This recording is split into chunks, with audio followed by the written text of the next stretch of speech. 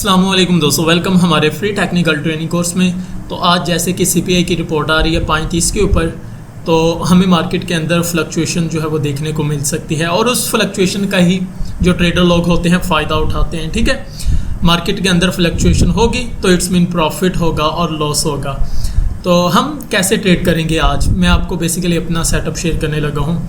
हमने जो previous analysis की हुई है, ठीक है, जो तज्ज़िया किया हुआ है उसके अकॉर्डिंग जो बिटकॉइन है वो 32,000 और 32,500 की रेंज में जाना चाहिए और मैं भी तकरीबन 32,000 और 32,500 की रेंज में ना मैं शॉर्ट करूँगा। अब एक बात, अब ये जो डाटा है जो अभी न्यूज़ आनी है, ठीक है, 5:30 के ऊपर सीपीआई रिपोर्ट। अब अगर ये पॉजिटिव होता है, पॉजिटिव कैसे आपने चेक करना है, ये जो प्राइस है ये फोरकास्ट प्राइस है, ठीक है। Actual less than forecast is good for crypto. अगर आप इस फोल्डर के ऊपर क्लिक करें ना तो यहाँ पर लिखा हुआ है usual effect, actual less than forecast is good for crypto, यानी कि ये 0.3% जो है अगर इससे कम वैल्यू निकलती है तो इट्स मीन के पॉजिटिव है, यानी कि बिटकॉइन ऊपर जाएगा और दूसरी तरफ डॉलर जो है वो नीचे जाएगा। एक ये पहलू। अब दूसरा, इसके नीचे वाली न्यूज़, ठीक है, ये यूएस सीपीआई M/M यानी कि मंथली, यूएस सीपीआई Y/Y यानी कि ईयरली, ये मोस्ट इंपॉर्टेंट इम्पैक्ट डालती है। इसके ऊपर अगर मैं फोल्डर के ऊपर क्लिक करूँ, सेम वही चीज़, usual effect actual less than forecast is good for crypto. अगर एक्चुअल वैल्यू निकलती है यानी कि 3.1% से कम तो वो क्रिप्टो के लिए बेहतर होगा, यानी कि बिटकॉइन पंप करेगा और जो डॉलर है वो डंप करेगा। इसी तरह यूएस कोर सीपीआई सेम वैसा ही, actual less than forecast is good for crypto, यानी कि 0.3% से कम होना चाहिए। यानी कि ये जो आपको डाटा गिवन है, ठीक है, ये वाला, इनसे वैल्यू कम निकलनी चाहिए। इधर जब न्यूज़ आएगी ना तो आप देखेंगे इधर डाटा लिखा जा रहा होगा, तो यहाँ पर जो भी वैल्यू यहाँ पर राइट होगी वो फोरकास्ट की निस्बत कम होनी चाहिए। इस वजह से हम मानेंगे कि जो बिटकॉइन है वो बुलिश है, बिटकॉइन पंप करेगा।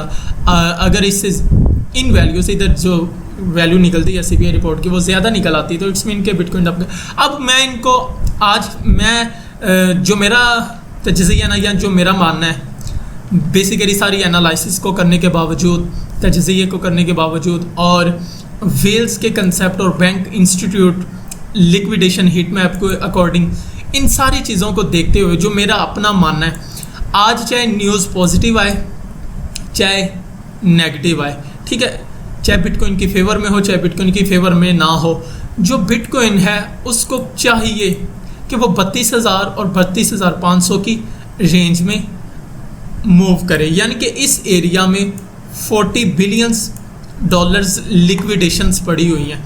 यानी कि अगर न्यूज़ पॉजिटिव आती तो ये एकदम से 32,000 32,500 को टच करने के बाद नीचे की तरफ मूव करेगा, यानी कि इधर लोगों को लिक्विडेट करवा के।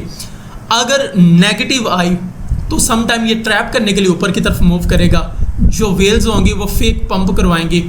मेरे कहने का मतलब है कि इसको 32,000 और 32,500 की रेंज में लाजमी आना चाहिए और उसके बाद फिर जो डंप होगा वो हमें 25,000 24,000 की रेंज में होगा, क्योंकि अब सबसे ज़्यादा लिक्विडेशंस जो होंगी वो 24,000 की रेंज में पड़ी हुई हैं 32,000 के बाद।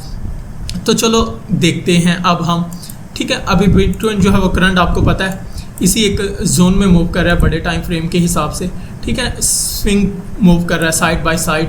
तो अभी देखो किस तरह मूव करता है। वैसे स्ट्रक्चर इसका बुलिश है तो खैर उम्मीद है कि फिर इसको ना लिक्विडेट करवाना चाहिए। और दूसरी बात, अब देखो जो डॉलर है, डॉलर का चार्ट, ये भी मोस्ट इंपॉर्टेंट चीज़ है। जो डॉलर है वो 3 टाइम इसी पॉइंट के ऊपर सपोर्ट ले रहा है, ठीक है, इधर कंसोलिडेट किया सेम एज इट, अब उसी को रिस्पेक्ट करने आ रहा है। अब अगर इसको रिस्पेक्ट करके ऊपर की तरफ निकलता है तो इट्स मीन के बिटकॉइन को फिर नीचे की तरफ मूव करना चाहिए। और अगर ये क्रैश करता है डॉलर तो फिर इसका जो नेक्स्ट एरिया होगा वो हमारे पास ये वाली रेंज बन रही है 98 और 96 की रेंज में, और हो सकता है इधर से ये डंप करे, बिटकॉइन 32,500 को टच करके आए उतनी देर तक ये इस जोन में मूव करे, फिर इधर से ये सपोर्ट लेके उछल सकता है। तब तक बिटकॉइन क्या करेगा, 32,300 32,400 की रेंज में लिक्विडेट करवा के लोगों को नीचे की तरफ मूव करना स्टार्ट कर देगा, फिर ये पंप करना स्टार्ट कर देगा और वो डंप करना स्टार्ट कर देगा।